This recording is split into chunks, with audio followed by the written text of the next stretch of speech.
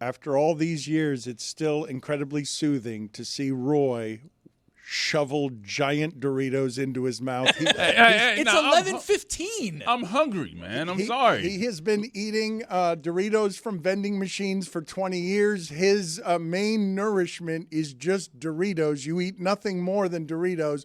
It's nice to see, is all I'm saying. Now it's just a drawer, though. It used to be a vending machine. We've moved up. I know. He's got endless access to Doritos. I've heard it's hard to keep the Doritos in stock.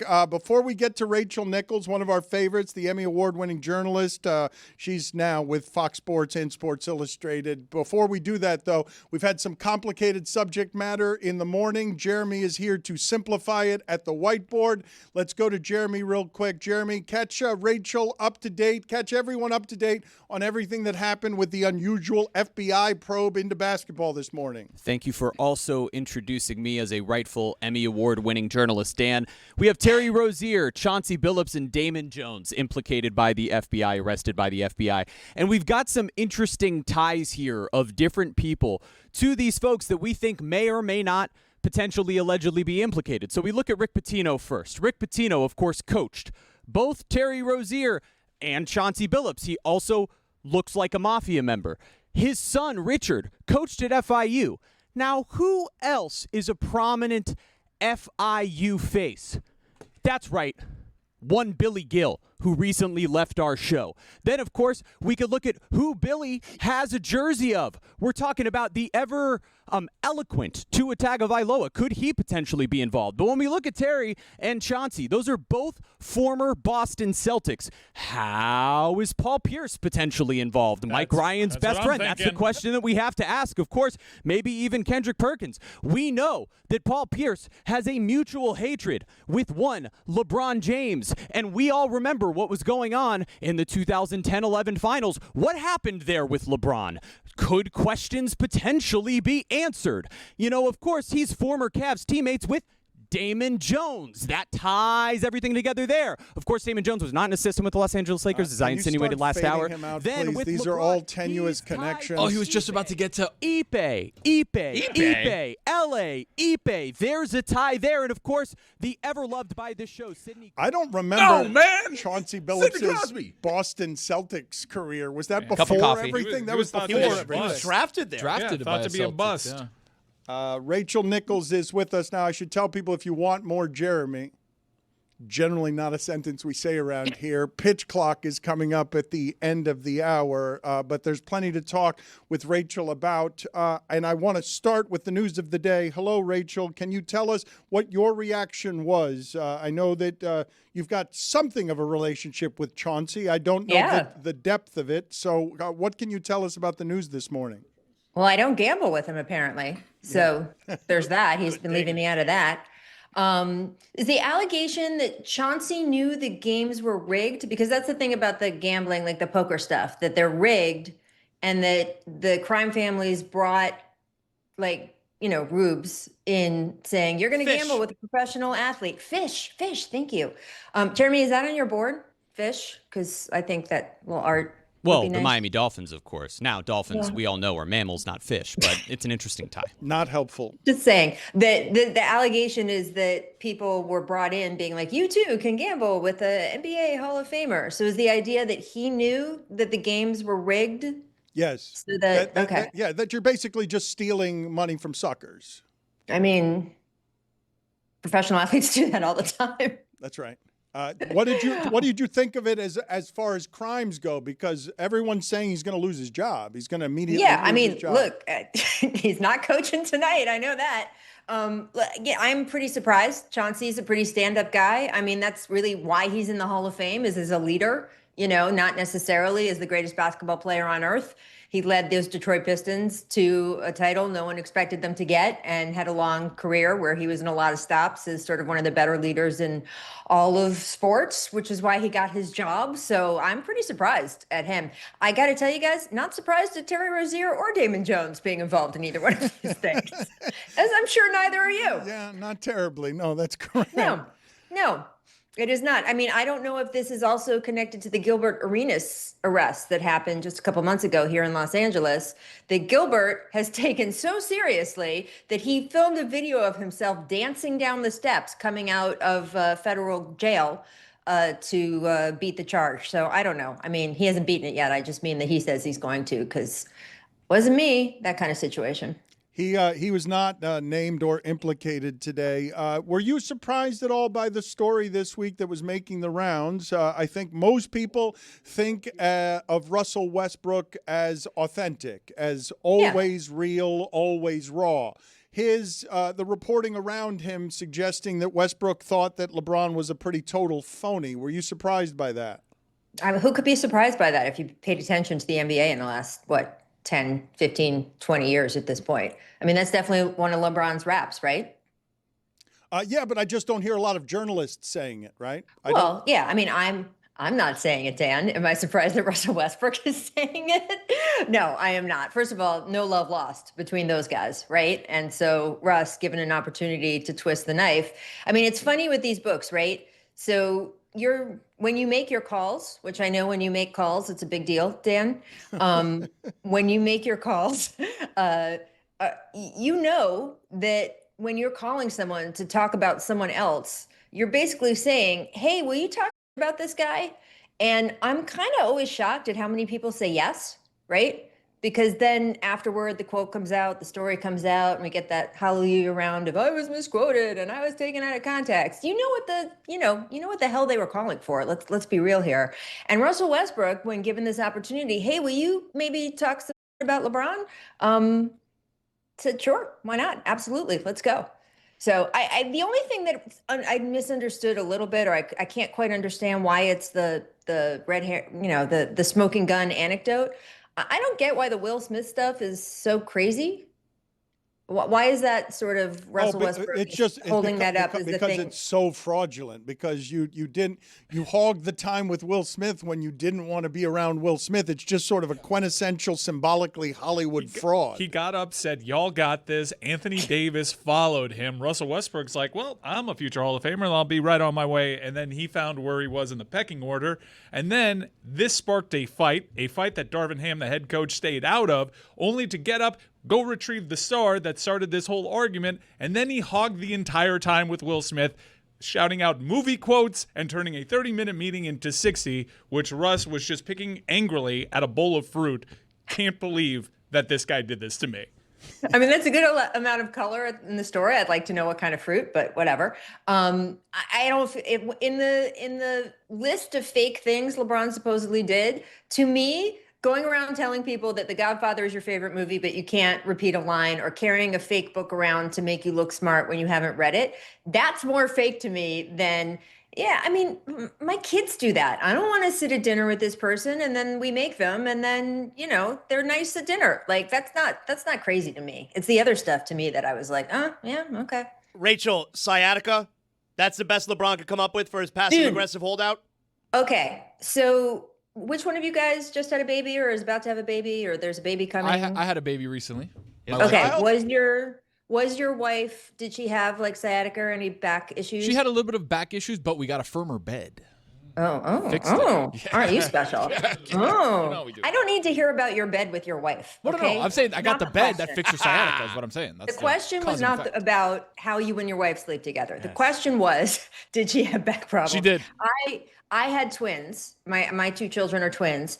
And when you have twins, they really, I mean, there's a lot in there, right? There's two people in a space for one person, and they press on your back and your spine. I had really bad sciatica for part of my pregnancy. It sucks. It is literally one of the most painful things I have ever been through. So I don't know if he actually has sciatica. I assume he does because it's such an old man injury that it makes him, it's just like the jokes write themselves. But it does suck. It is really, really unpleasant. So, and there's not much of a cure. There's not much they can do for you. You have to basically stretch a lot. They give you a lot of PT kind of stuff and, massages and whatever, but you just kind of have to wait for it to go away. So I'm with him on the sciatica. If he really has sciatica, which I assume he does, guys, like why would he want to fake missing the beginning of the season? He's in a little bit of a pissing contest with the Lakers about how valuable he is. Him saying he's more valuable than they think he is, which by the way is the first time in his career that's happened. And so I don't think he's faking not being available. No, but Rachel, you questioned why he would not want to be available and then totally explained why he would not want to be available. But not for an injury. So they're basically saying you old, and he's going to come up with the most old man injury ever to prove their point and why they shouldn't pay him for the future next year or two. I mean, come on, man, you'd fake like something else. He would have faked. I don't think he'd fake It would have been a cooler injury. Yeah, you're like, oh my God, I can't play. I've got whooping cough, like whatever. But this one seems awfully manufactured in terms of a resentment. You can't see it? No. In terms of a resentment for a franchise, because this is how it always. It feels like, having viewed a couple of these LeBron breakups with the teams that he's on, he always holds on to something, some bit of resentment. With Miami was, you amnestied Mike Miller, and these things end up like coming back. But with the Luka one, this one is hard to follow, because the New York Post had an article about this where LeBron pretended to react WTF to the trade news as Anthony Davis leaves the group chat. All the reporting on this was LeBron knew that Rich Paul's client was leaving. But it's what Chris Bosh says about you don't know the sacrifices you're making until you make them. He thought Luka was coming over to be Kyrie, not to be LeBron. He was coming over to be his running mate. He's a smart basketball guy. Is this just LeBron being married to have some resentment? Doesn't want to be the bad guy on the way out, and it's just particularly lazy in terms of resentments that he holds on the way out? He doesn't want to leave. So I don't know if it's the same situation. I think this is totally new in LeBron land. I really do. I think this is him coming to terms, or probably not at the moment yet, coming to terms with the fact that it is not all about him. And by the way, it's been all about him since he was like 10. So if your entire life, when you're 10, by the way, you've been sort of conscious of the world for maybe 3 years.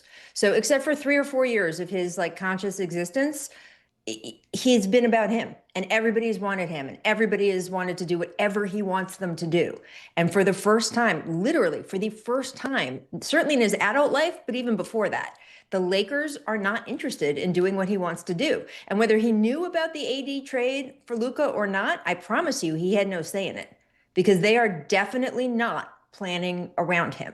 And the thing he's most upset about, and the reason we saw all these, ridiculous, I'm wearing a Cleveland hat that says home, and I'm practicing on the Cavaliers practice court because, I may leave. And also when I come back to LA, I'm practicing on the Clippers old practice court. And, I'm taking a picture with so-and-so. All of that ridiculousness is about him trying to do what he has done to teams over and over again, which is cause a fuss, being like, I might leave. And the difference this time was that the team was like, meh, okay, sure, if you want to, we've got the other guy. And I think that is something he even right now can't quite sort of come to terms with, because it's never happened to him before in his entire life with anything. Imagine, if you're Dan Le Batard, it's probably the same way, right? Like, imagine that everywhere you went, all the time, people just wanted to give you everything you want. And then all of a sudden that stopped. That's your life? The most important public thing. It's wonderful. Isn't it amazing? Dan? You've mentioned your twins here. You talked about the idea of since 10 years old. I've been curious, and I've not asked you this question before, what it's like for you to go to your kids' games. I would imagine that the parents are always asking you for information. Well, yeah. The coaches, by the way, weirdly. So my kids' coaches are the ones who ask a lot, and I never know kind of what to say. I'm like, hey, aren't you supposed to be coaching the team here? But it's weird because the etiquette is strange at kids' sporting events. I don't know if any of you guys have been to a kid relative sporting event, but do you cheer? So my kid plays tennis. Let me put this to the group. Do you cheer when the other kid hits the ball out? That's a good question. No. And my kid wins the point. Yeah. You gotta give a That fist pump. seems like a big point. Yeah. Give a fist pump. Was it a tricky shot that forced the error? No. No. It was an unforced error. Unforced error by a young... No, it's not just my answer. another child who has hopes and dreams messing up. Yeah, but it's not your kid though. Leading the witness. Unforced error? No, my kid we sit on the hands. Yeah. Forced error, we clap that up. I'm a Mike. Yeah. It's a big thing. And then the other parents, if they're cheering your kid hitting out, suddenly it becomes very loud in our section. That's fair game. That's fair right? game. If they Then you draw can first start blood, doing it. if they draw Right? first blood, then it's fair. I know, but then someone new will come over and be like, "You're cheering Well, a allow 12-year-old making a mistake? well How allow could me you?" to allow me to catch you up. They drew first Exactly. blood. That's how this works.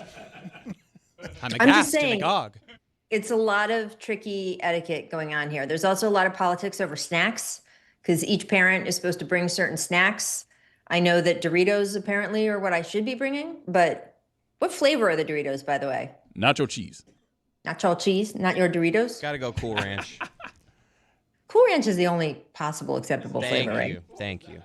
Put it on the poll at Le Batard Show. Better Dorito, Cool Ranch, or Nacho Cheese. I have How could this even be? I'm sorry. That is going to be like a 90% to 1 It's poll. actually neither. That might be the most common poll we've ever had in show history. Neither? Neither.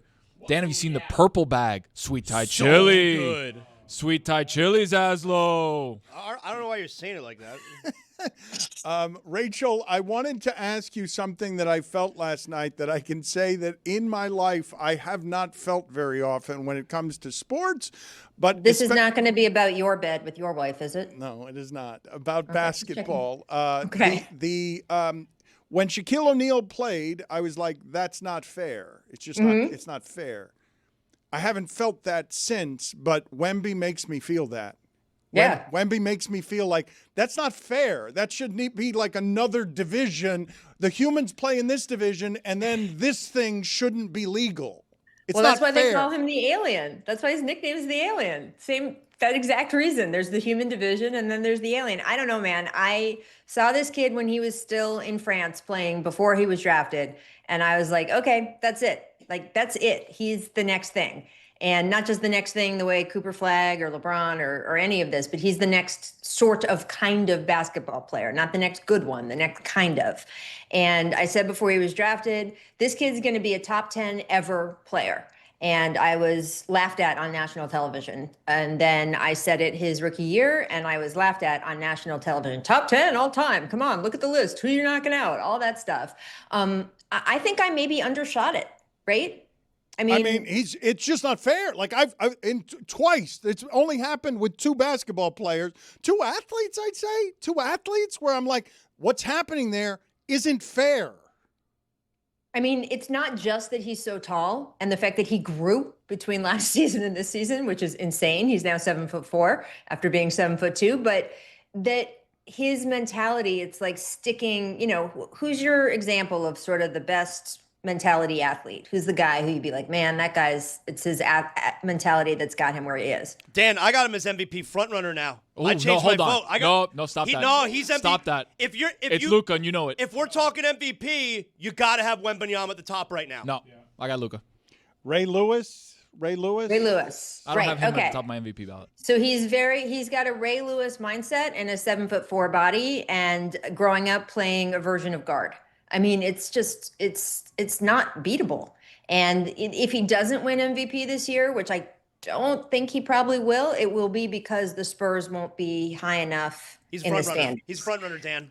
Front runner after 2 games or 2 days of games. Rachel, good seeing you. Always nice seeing you. We will talk soon. See ya. Don't get arrested until I see you next. Okay, I'll try not to. Pitch clock is next. No more bet information. Breaking no one news? needs your bet information. Billy's implicated. Dan might be too. Bum bum bum bum. Bum bum bum bum. Bum bum bum bum bum. Bum bum bum. This is the pitch clock. Welcome to the pitch clock. Here's the pitch, a 2-part baseball segment combining a nostalgic baseball trivia game and an interview with an expert. This is the pitch clock. The World Series is tomorrow, and the pitch clock is back. Hi, everybody. It's World Series time. That's the first time that you've done a Harry Carey Beyond High, That's everybody. when you bust it out, when the WS is here. I like to call the World Series the WS. No one else is doing that. Make it a thing. Yeah, all right. So the WS is here. PC is back. Yeah. It makes sense that I host something called PC. It's honestly quicker to say World Series. Ethan Badowski, what is our game for this week? Last week, we played a game involving World Series MVPs from 2024 to 2009. And Chris Cody said, this is out of my wheelhouse, so let's get into my wheelhouse. I thought that is a dangerous game for Chris Cody. So, open your folder. Which one do we Behind the look at? blank Open. piece of paper, there is a sheet with logos on it. It's simple. It's 3 strikes and you're out, and it's just the same as last week. These are the World Series MVPs from 2008 when the Philadelphia Phillies won to 1992 when the Toronto Blue Jays won their first of back-to-back World Series. And just so everybody is reminded at home, there was no 1994 World Series. So it's 92, 93, then it jumps to 95, and then the rest of the way to 2000. Yeah, of course. We definitely remembered that. So thank you for letting the audience know. So Chris Cody struck out on the World Series MVPs. So Jeremy, actually, it is your honor. You are going to go first on these World Series MVPs. Okay. I'm going to go ahead and start with the 2004 World Series MVP, David Ortiz. That is incorrect. How would you do that? Why would I do Why that? wouldn't you take the ones that you know I know? Because I'm bad at this. Simple explanation, I guess. Yeah, that's pretty much it. All right, I'm going to go 03 Josh Beckett. That is correct. Yeah, I know. 1992, Joe Carter. That is incorrect. Are you Even though he hit the home run, I believe. No, he hit the home run in 93. That's 2 strikes. Oh, good. Thank you. But Why would you say that? I swear I was about to do it regardless. I'm doing it. Okay, do it. 93 Joe Carter. Incorrect. Oh, thank God. I have 1 strike. All You right. have 2 already. Everybody needs to relax.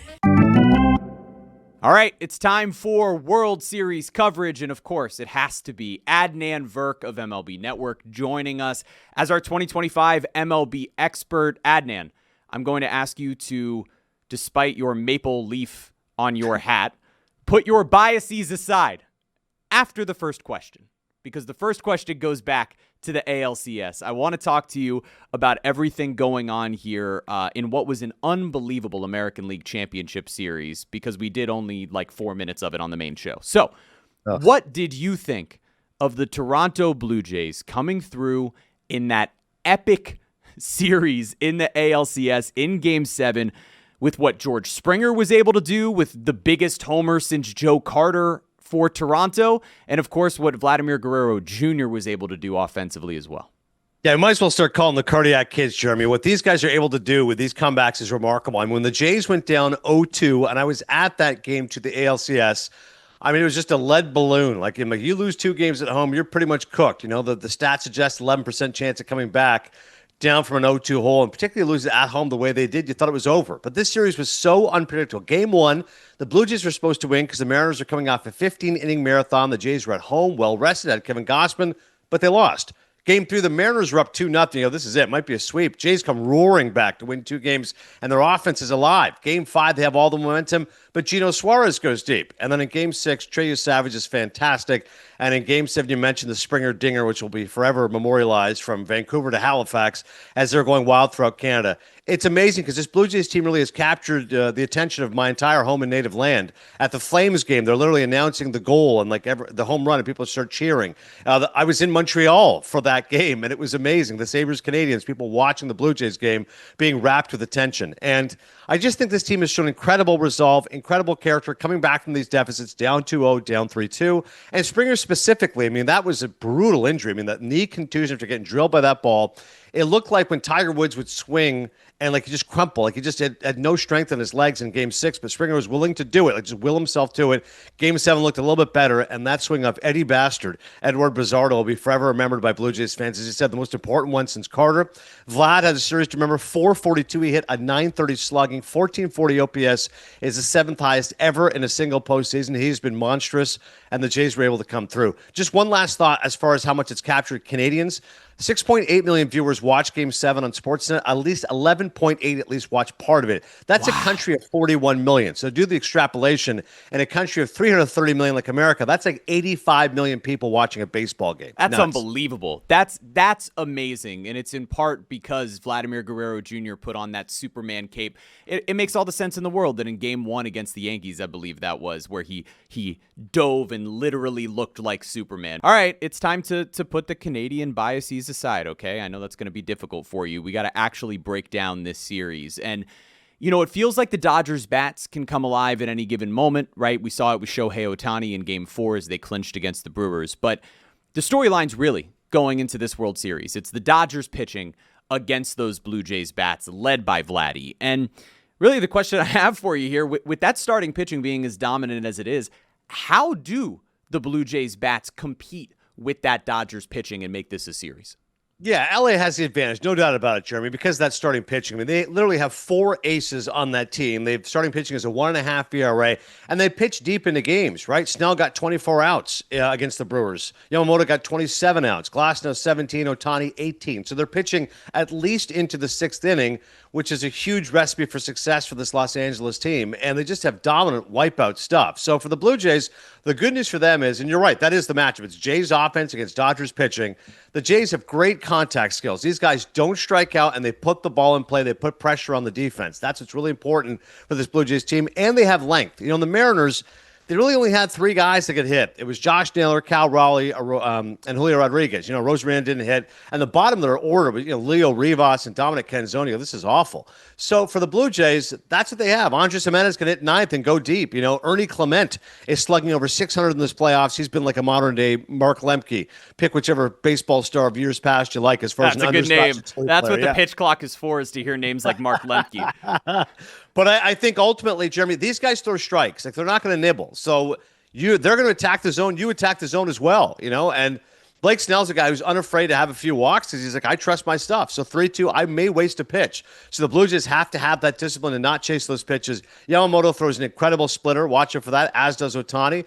And Glasnow's like the ugly duckling of the 4, but like I said, he could be an ace on most teams. So I think the biggest thing is this Dodgers rotation throws strikes. The Jays just have to hope they can catch up to 97, 98, and wipe out stuff. The good news for Toronto is that they have hit good pitching, right? Fried was the only 19-game winner in baseball, and they crushed him. 7 runs over 3 innings. They beat up Carlos Rodon. They beat up George Kirby, gave 8 runs in that one start. So they've proven they can beat good pitching. They were one of the best contact hitting teams in baseball all season long. They don't strike out a lot, and they're going to add Bo Bichette. Don't know if he'll start, but a guy that they can bring off the bench who they know will give them a competitive at-bat, or, maybe he ends up starting. We'll see. But Andres Jimenez, that's my guy. He's been great at shortstop for them thus far.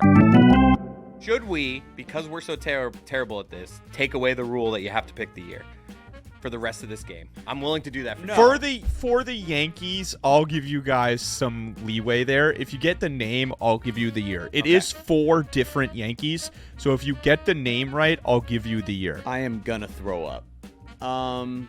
This is really, really difficult. Okay. And another thing, there are 2 names for the Arizona Diamondbacks. If you get one of them, I'll give it to you. All right, just for everyone listening at home and for me to stall, I'm going to read you the name of every single year of this. So 92 and 93 are the Blue Jays. Skip 94. 95, you have the Atlanta Braves. 96, the Yankees. 97, of course, the Marlins.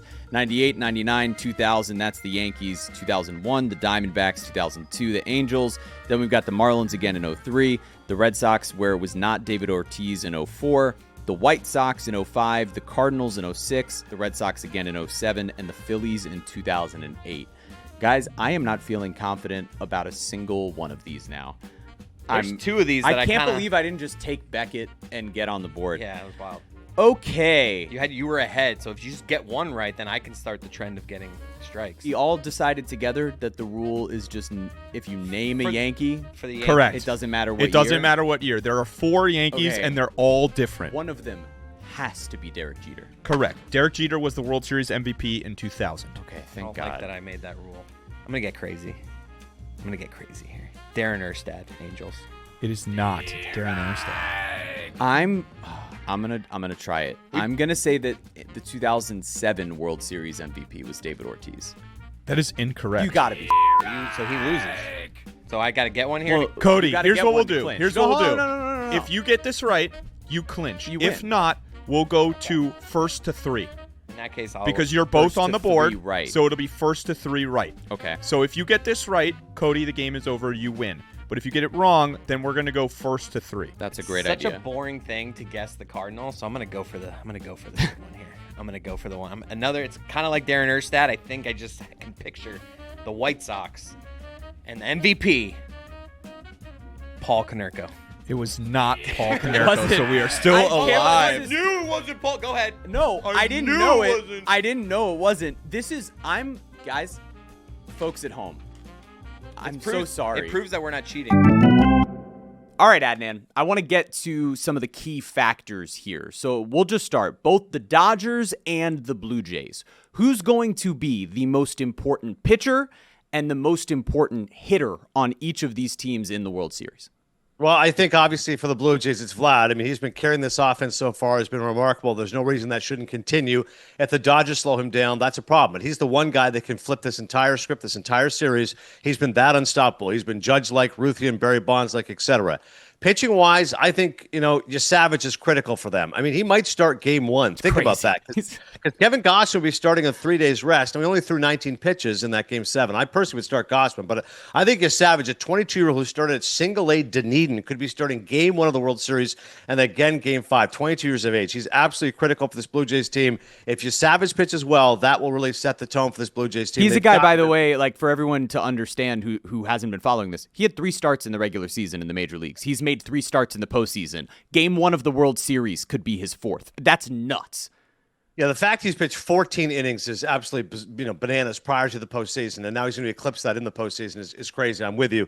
For the Dodgers, there's a myriad of choices you can take. I'll take Blake Snell only because I think he's going to be pitching game 1. So he's the guy that will get 2 starts. He's been critical to this Dodgers team. He's had wipeout stuff so far. You could pick any one of those starters if you like. Maybe Roki Sasaki is actually a better option because as a reliever, he could be critical. That's right. That's how they short up their bullpen is with Sasaki, just making him the closer. So I think Sasaki could be really important as far as an important pitcher for the Dodgers. And offensively, would like to see Freddie Freeman get rolling. He's been great at Rogers Center historically. He's at 357 there. His mom was from Peterborough, dad from Windsor.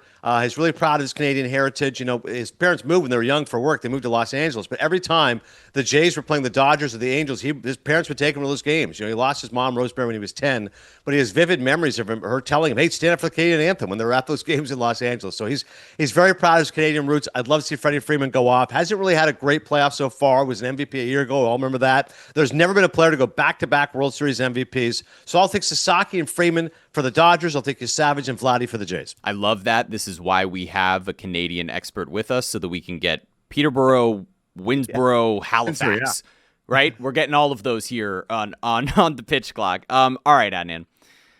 We're going to do a little rapid fire to finish this off. In honor of the show being called the pitch clock, we're actually going to have some pace for the very first time in our lives. We're going to pick it up. We're going to go rapid fire. I'm just looking for your quick answers here. So the first 4 of these are take your pick. Dodgers defense, Blue Jays defense. I'll take the Dodgers defense. They're a 3rd in defensive run save. Dodgers lineup or Blue Jays lineup? I'll take Dodgers lineup. The Blue Jays lineup has been really impressive. They're 4th in the majors in runs scored, but if this Dodgers offense is rolling, watch out. Dodgers starting pitching, Blue Jays starting pitching. Easiest one you give me. Dodgers starting pitching. They've got 4 aces. Dodgers relievers, Blue Jays relievers. This is a funny one because the Blue Jays relievers haven't been great this season, been much maligned, but Hoffman's been outstanding. He was great. All right. A role player who will have the biggest impact in this series. I think Tommy Edman for the Dodgers has been great all playoffs long. I think he'll continue to be that guy for Los Angeles. And why not? I'll take Ernie Clement. He's been a great story for the Blue Jays. Player with the coolest story that's maybe going under the radar for the common fan. Addison Barger's a great story for the Blue Jays for this Toronto team. And as far as Los Angeles is concerned, there's not one specifically. I would say I think Kike Hernandez is always a great story. This guy, every time, Jeremy, the playoffs is awesome. He's a playoff monster. I should say the best overall story, though, this goes for both, is Don Mattingly. All this time in baseball as a player for the Yankees, manager for the Dodgers, now bench coach for the Jays, first World Series ever for Donnie Baseball. Awesome. What is a storyline to watch out for that people might not be focused on? Well, I think the other part of it is that the Blue Jays having home field, like how important is that in this whole rust versus rest conundrum? Who's the reliever who will have the biggest role in this series? Well, it's Hoffman for the Blue Jays, no doubt about it. Who will win this World Series and in how many games? We haven't seen a World Series champion in Toronto since 1993. We're going to get one this year. And no less an authority than David Sampson. I don't know if he's actually picking the Jays, but he thinks it's going to be a lot more competitive series than people may think. Your bias isn't showing at all. Who wins the MVP for the Blue Jays? It's going to be Vlad. This is his moment, you know. The Canadian wins it for Canada. We love it, Adnan. You can watch him on MLB Network. You should buy his book, Cinephile. And we'll see him back here after Game 5. He says it's going to be a long series, so we're looking forward to previewing that Halloween night showdown in Game 6. Thank you, Adnan. Now let's get back to this garbage of a game between me and Chris. So let me just set this up here. We're going to go first to 3. You can obviously re-guess. Okay. And again, the rule is with the Yankees, if you get the player right, I'll give it to you because there's so many Yankees on here. You know what? I'm going to go for one of those Diamondbacks. And I'm going to go ahead and guess Randy Johnson. That is correct. Yeah. Randy Johnson and Kurt Schilling were co-World Series MVPs in the 2001 World Series. Yeah. We're doing the thing where I can just say Yankee, right? Yeah, just say Yankee. Correct. Bernie Williams. Bernie Williams was not a World Series MVP in any of these years. Which is so He has crazy, the most right? postseason This home is what I'm runs. saying. Crazy. This is an exhausting exercise. I'm going to guess it, and it's going to be wrong. Is the 2006 World Series MVP Albert Pujols? It was not Albert Pujols. Of course it wasn't. Of course it wasn't, because why would it be the best player on the team? You have a chance to... Kevin Brown, Marlins, 97. That is incorrect. This is maybe the worst we've ever done. I Just like for- it because it humanizes us. Yeah, because we clearly weren't humanized enough from how poorly we've done in I've episodes been before. Awesome in almost every episode. All right, okay. I'm going to, just because we're having fun now, I'm going to say the name that I want to. Is the 2006 Cardinals World Series MVP David Eckstein? It is, Jeremy. You are the winner. You are the don't winner. get to David rebuttal? Eckstein. Surprising non-Jew, I don't David get it. Eckstein. I don't Well, get a he's rebuttal? at 3 already, and it was first to 3. Cody, If you can get if two you in a have- row, Yeah. I'll just, you know what? We'll if you call can it get a two in draw. a row, we'll call it a draw. We'll call it a draw. Deal. Marlins, Edgar Renteria. Not Edgar Renteria. Classic. All right. Who the was the Marlins MVP? All right, It was all right, let's Levon go. Hernandez. I love you, Miami. Come on, Man, that was obvious. Come on, I was just guys. thinking the NLCS. All right, please tell us from 92 up through 2008. All right, so the 92 Blue Jays won their first of 2 titles. The World Series MVP was a man by the name of Pat Borders. Okay. The next year, it was Hall of Famer Paul Molitor. I didn't guess it. Yeah. But after the name Joe Carter, the only other name I Right. had here was Molitor. I figured it would be Joe Carter because I think that was the year he hit the back-to-back, or the walk-off Molitor run, must have had a but- pretty special 95. one. Is it Larry 95. Chipper? It was Tom Glavine in 95. 96 was a man by the name of John Weddleland. We mentioned 97 was Levon Hernandez. Scott Brocious was in 98. I was gonna say Scott. Mariano Rivera was in 99. We got Jeter. Schilling and Randy Johnson in 01. Troy Gloss was the World Series MVP in 2002. Beckett. Manny Ramirez was Was it 04. Jermaine Dye? Jermaine Dye was 05. David Eckstein, Florida Gator, was 06. A name you guys are going to be so happy about in 07. Bill Miller. Mike Lowell was the World Series MVP. He won Wow. a truck that year. I can see it as clear as day. Chris Cody just ripped his paper and Is it pulled ugly? it up and threw it. Cole Hamels was World Series MVP in Hamels. 2008. Cole Hamels. That pitching staff carried them in Yeah, 2008. of course. Cliff Lee, Cole Mike Hamels. Lowell and So- Scott Brocious are the two that got away. And I and thought the of one, those. the obviously not going to Manny was the obvious next thought after Poppy, but then I was just in a state of panic from there. Wow. So we were terrible. Woof. But I won, and that feels good. Back-to-back wins? Back-to-back wins for Back-to-back for your boy? wins for Jer Bear. Let's see how you do next week. All right, I'm gonna make it a three-peat. I'm gonna wear the same clothes. Me too.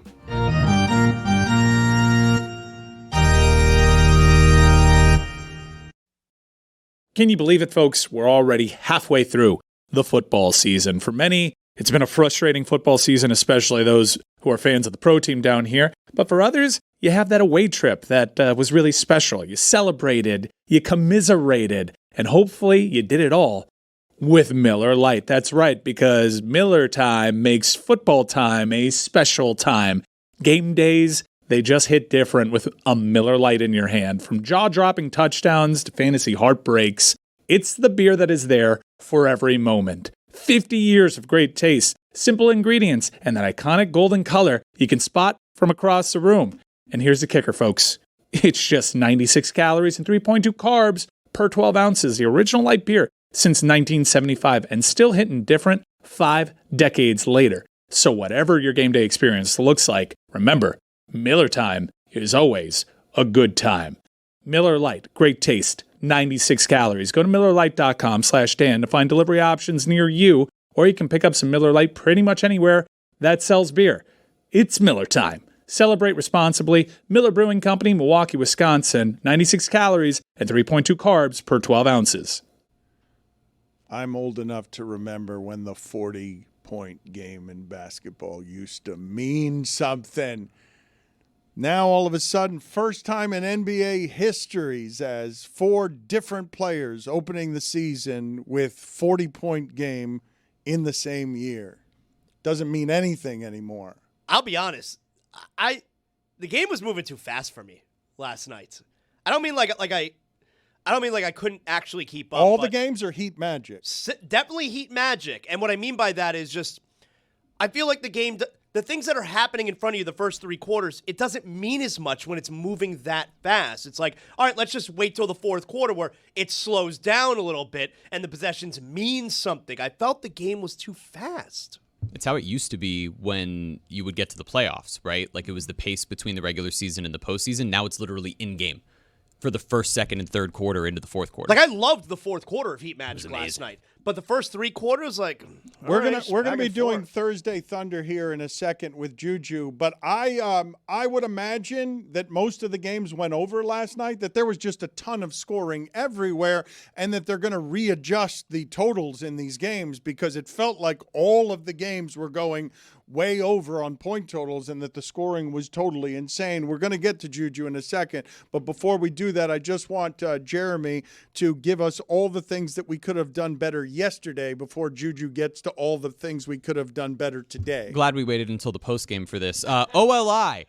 We spoke about the truly pathetic Dolphins in like 12 different ways, including the second conversation we've had about whether or not Stephen Ross is a good owner or a bad owner before we ever got to the debut night of basketball, NBA on NBC. Number 5, we only spoke about one single player from that in the first 2 hours of the show, and it was Kevin Durant, only in comparison to Brad Marchand's legacy. It was a weird. That was so weird. Yeah. What were you guys doing? Number 4, I can't believe he had Luka at the top of the MVP when Wemby exists. Luka had 43, 12, and 9. It's with a Wemby team of nobody. I was with It you, was Tony. Wemby before the season. It was Wemby the day the season Stop. started. Wembanyama hadn't It even will be played a Wemby all game. season long, and it will be Wemby until the day he retires. How could you be the NBA MVP when you have 0 games played? Exactly right. That was Wembanyama. Thank you. This Number compound 3. sucks. Was calling me the witty of Pablo's supposed to be an insult? Like, Dan, why did you treat it that way? 'Cause I was pretty flattered by that, actually. Luka was definitely the MVP after Tuesday night. That's indisputable. I think they're both annoying. I don't find them annoying. Number 2, I can't believe Amin asked Jess, like, when's the last time you've been to the mall? I love the mall. The mall's great. You ever just walk around the mall and get a little Wetzel's Pretzels or Annie Ann's and just kind of stroll? And number 1. You missed the joke, though. It was the chair company. They were doing an inside joke on the mall. No, I mean, I get it, but it's still. Number 1, whoever choreographed that basketball is back Jack video, really talented, probably deserves a raise, and definitely very handsome. Undeserving number 1. I regret you know what? We got a major penalty on Jeremy. 5 minutes for being Jeremy. Yep. Gonna get to Juju's Thursday Thunder. It cashed. Juju cashed a Thursday Thunder. He went 3 for 3 last week. No. I went 4 for 4, my brother. I'm sorry. You had that Bengals-Steelers game. You were all over that Bengals-Steelers game. He's got a hot streak going. I am sorry I've insulted you, Juju, by getting my facts wrong. That's right. It's Thursday Thunder, and it's presented by DraftKings. DraftKings, the crown is yours. Chugga. Toot. You know what that is? The Thursday Thunder winning tickets on the tracks right now for your boy. I'm going to go ahead. I'm going to stop all the talking and get straight to it. Tonight, I'm going with my brother, Justin Jetas, for over 5.5 catches tonight from Carson Wentz. Part 2, I'm going with my other brother, TJ Hawkinson, for over 3.5 catches from big old Carson Wentz tonight. TJ Hawkinson has been spooky lately. If Addison's come back and he's demanded a bunch of targets from that team that Hawkinson was getting, I'm a little spooked by that, Juju. Yeah. Guess what? 'Tis the season, baby. Hey, check us out next season. week. And the last leg, I'm going with the biggest fantasy sensation right now. If you haven't added him to your tight end depth list, beat your friends right now and get him right now. I'm going with Orlando Gadsden for over 4.5 catches tonight. Lock it in. I like all of those, actually. I like a lot of throwing tonight. The Chargers got to win that game, don't they? Wearing the uniforms, they are. They've got the best coach in history, according to Zaslow. Was that Yoda you just did? At Le Batard Show is where it is you vote on the polls. Roy, can you get me real quick the names that the FBI is giving their dual investigations, practicing in a mirror, giving speeches? What are the names of these investigations? All right, for the sports betting operation, this is Operation Nothing But Bet. And for the illegal poker ring, Operation Royal Flush. Yeah, that's a good one. Your winning streak has ended. At Le Batard Show on the polls, Juju. That guy was practicing those lines. He had 3 lines to deliver, and that whole press conference was just to get off these 3 lines. Your winning streak has ended. Your luck has run out, and you can bet on that. He kind of petered out at the end. He was a little scared. The inflection I didn't like there. Play the inflection one more time. Yeah, you can bet on that. Yeah. It almost like he got a sentence from another paragraph and put it in there. You got to emphasize the that at the end. On that. It's a top cop right there. And you can bet on that. Yeah, on that. You got to have more confidence. It's more gravitas. The moment is huge. You got to meet the moment. Bet on that. That's right. Very well done, Tony. Yes, you got to point at a camera. You got to give an index finger. Yeah, once you give the index finger, that shows strength and power. A finger gun. It sounded like Chris Cody at the end of a read where he's just leaking confidence after he stumbled a couple of times. That's better than when I try to say hi to guests. At Le Batard Show on Hi, Rachel. On the poll questions. What do we have today, Juju? I'm also willing to bet that FBI agent, he was practicing that speech while watching Blazers Wolves last night go down to the wire like, oh, another loss for my boy. Your winning streak has ended. Should Terry Rozier be arrested for his field goal percentage? 95% of the audience says yes, he should. Damn it. It's not even innocent until proven guilty. No need for due process. Just straight to jail. Should betting on your team to win be legal for professional athletes? 69% of the audience says yes, it should. Thank you. Yeah. Right. Nice. It's incentive for my team to win. I'm trying to coach them. I'm trying to play good. You know, the money's not enough. Are you self-conscious about eating in a restaurant alone? 73% of the audience says no, they are not. oh, good confidence. Right. I also, out of bounds on me today, Coach. I missed the Rachel Nichols poll. It was something to do with nacho cheese Doritos. Yeah. I missed that one, but I think was baffled. Dan, for like the 10th time, wanted red versus blue Doritos put on the poll. In show history, I think that's probably been up there 6 or 7 times. I'm not gonna lie. In our show's history. Not gonna lie. I go red. I go blue. Blue. And I'm not gonna lie. I have breaking news. I'm reporting news. Rachel Nichols may have told us a fib earlier. I'm not sure. Either she told us a fib or she told me a fib back when I was asking questions at NBA All-Star Game a couple of years ago. Red Doritos or blue Doritos? Her answer was she doesn't eat Doritos. She only eats Fritos. I'm not saying. Check your sources. The human palate changes every 7 years. That is true. Yeah, that is true. Last poll. Should Terry Rozier be afforded due process for his field goal percentage? Your winning streak has ended. 67% of the audience says no, he should not be, and those are your polls. If you were throwing games for the Hornets, how would anyone be able to prove it? I did not know that the purple Dorito is better than the blue or the damn red good Dorito. Dorito. It's a damn good Dorito. It's a really good one. Burrito. Yes, sir. What happened there? Did I say burrito? I think you did. I couldn't have said burrito.